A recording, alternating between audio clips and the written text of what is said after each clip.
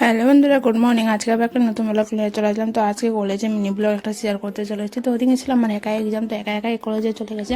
তো কলেজে যাওয়ার আগে কিছু ভিডিও করা হয়নি, তো একবারে কলেজে এসে সিট খুঁজে তো ভিডিও চলে গেছিলাম। তো সিটের মধ্যে এখন বসে আছি, তো একটু টাইম ছিল, ভাবলাম যে একটু ভিডিও করে নিই। তারপর তো কিছু ভিডিও করা হয়নি। একবার তো সেখান থেকে বার হয়ে একদম বাসে চলে গেছি, কারণ আমি এখান থেকে এখন ইসলামপুরে চলে যাবো, কারণ ইসলামপুরে কিছু কাজ ছিল তার জন্য। তো ইসলামপুরে যাওয়ার আগে তুমি কালাগাছি বাস থেকে নামে গেছে, কারণ আমার সাথে বোন ওরা যাবে তার জন্য।